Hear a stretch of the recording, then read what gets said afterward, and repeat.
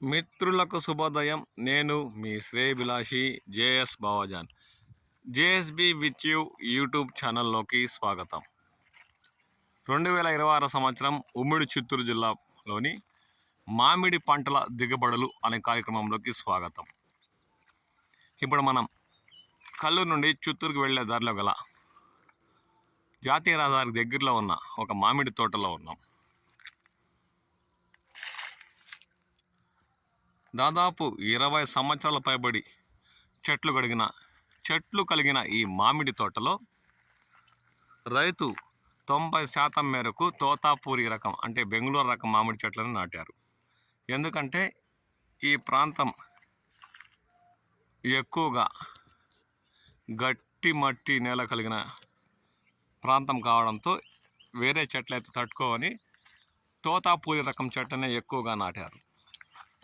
ఆ దృశ్యాలని మనం గమనించవచ్చు. ఎక్కువగా తూర్పు అటవీ ప్రాంతం పరిసర ప్రాంతాల్లో ఉన్న ఈ మామిడి తోపు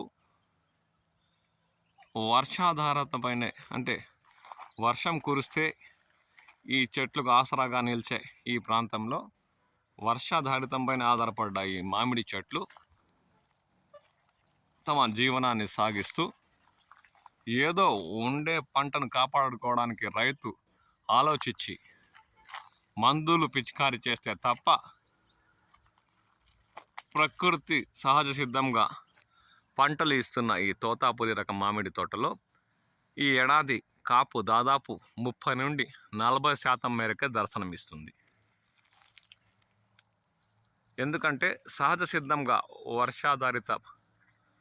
వర్షాలు పడితే తప్ప ఈ మామిడి తోటకు ఆసరాగా మరో ఎటువంటి ప్రయత్నం లేకపోవడంతో ఈసారి ఈ తోతాపూరి రకం మామిడి తోటలో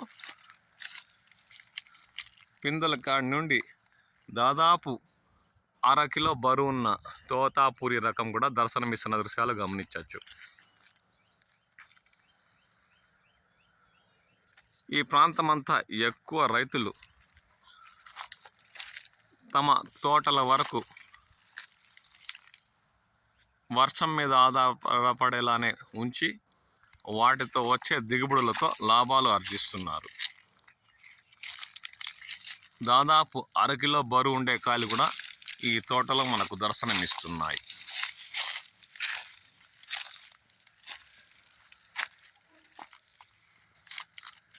మందులు పిచికారీ చేయకపోయినా రైతు ప్రత్యేక శ్రద్ధ వహించి మామిడి తోటలో దుక్కులు దున్ని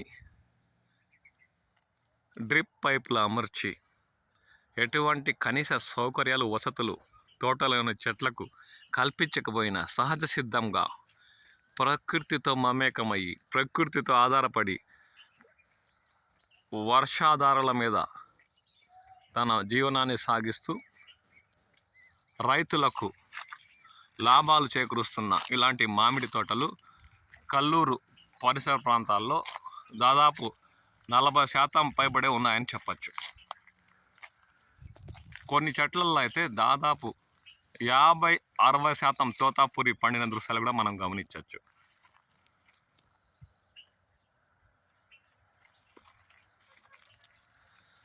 అరకిలో పైబడి అంటే 2 కేజీలకి 4 లేదా 5 తూగే రకం రంగు కూడా ఉన్న కాయలు మనం ఈ వీడియోలో గమనించవచ్చు.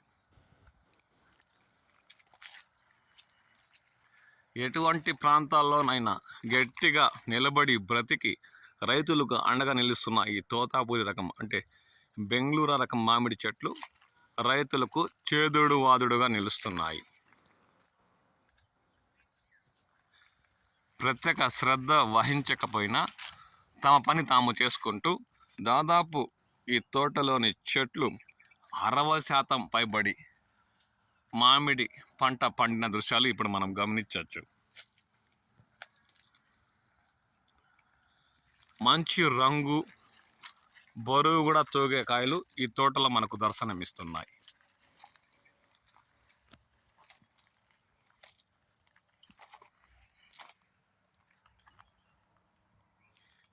ఈ తోతాపూరి రకం కోసం ఇప్పటికే చిత్తూరు జిల్లా కలెక్టర్ సుమిత్ కుమార్ రైతులతో గుజ్జు పరిశ్రమల యాజమాన్యాలతో బుధవారం ప్రత్యేక చర్చలు జరిపినట్లు సమాచారం.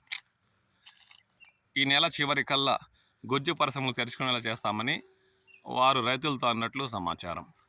దీంతో తోతాపూరి పండిస్తున్న రైతులకు ఎంతో మేలు చేకూరినట్టు అవుతుందని, తొందరగా ఉమ్మడి చిత్తూరు జిల్లా పరిధిలో ఉన్న గుజ్జు పరిశ్రమలు తెరుచుకుంటే ఇలాంటి పచ్చ రకం కాయలు ఎటువంటి కాయలైనా గుజ్జు పరిశ్రమలు కొనుగోలు చేస్తాయని, దీంతో రైతులు ఈ ఏడాది ఏదో ఒక విధంగా గట్టెక్కే పరిస్థితి ఉందని వారు ఆశాభావం వ్యక్తం చేస్తున్నారు. ఒకే కాండానికి 4-5 కాయలు కూడా మనకు ఈ తోటలో దర్శనమిస్తున్నాయి. ఆ దృశ్యాలను గమనించవచ్చు. వీటికి తోడుగా నీల రకం మామిడి ఇప్పుడు మనం గమనిస్తున్నాం. ఇవి కూడా ఎటువంటి ప్రాంతాల్లో అయినా, ఎటువంటి నేలల్లో అయినా ఇవి గట్టిగా నిల్చుకొని రైతులకు ఆసరాగా మామిడి తోటల్లో తమ జీవనయానం సాగిస్తూ వర్షాధారితపై ఆధారపడి రైతులకు చేదుడు వాదుడుగా నిలిచే చెట్లలో ఇది రెండవ రకం. మొదటిది తోతాపూరి, రెండవది నీలం. ఈ చెట్లను రైతులు నాటేసి వాటికి ప్రకృతిగా అంకితం చేస్తారు. ఇవి సహజ సిద్ధంగా వర్షాధారితంతో గట్టెక్కి పంటలు పండుతూ రైతులకు ఆసరాగా నిలుస్తున్నాయి. ఎక్కువగా ఉమ్మడి చిత్తూరు జిల్లా పరిధిలో తోతాపూరి రకం మరియు నీలం, బంగినపల్లి ఈ 3 రకాలు అత్యధికంగా పంటలు పండుతుంటాయి. మిగతావన్నీ హిమాయత్ కానీ, మల్లికా రకం కానీ, ఖాదరు, పుల్లూరా ఇవన్నీ వాటికి నీరు కూడా అందివ్వాలి, మందులు కూడా పిచికారీ చేస్తుండాలి. అందువల్ల రైతులు అలాంటి చెట్ల తోటల్లో తక్కువ మేరకే పెంచి పోషిస్తారు.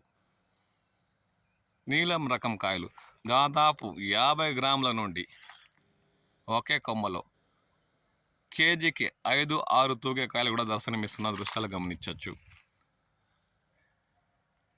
మందులు పిచికారీ చేయకపోవడం వల్ల నల్లటి మంగు మచ్చలు కొన్ని కాయలు దర్శనమిస్తున్న దృశ్యాలు గమనించవచ్చు. ఇలాంటివన్నీ గుజ్జు పరిశ్రమలకు కానీ లేదంటే మండీలకు తరలిస్తే ఇతర రాష్ట్రాలకు వ్యాపారస్తులు తక్కువ రేట్లకని ఇష్టపడి కొనుక్కొని తరలిస్తే చెప్పలేమని రైతులు పేర్కొంటున్నారు. మీ ప్రాంతాల్లో మామిడి పంటలు ఎలా ఉన్నాయి? ఈ ఏడాది గత ఏడాదితో పోల్చుకుంటే ఏ శాతం మేరకు పంటలు పండాయన్న విషయంపై కామెంట్ సెక్షన్లో కామెంట్ చేయండి.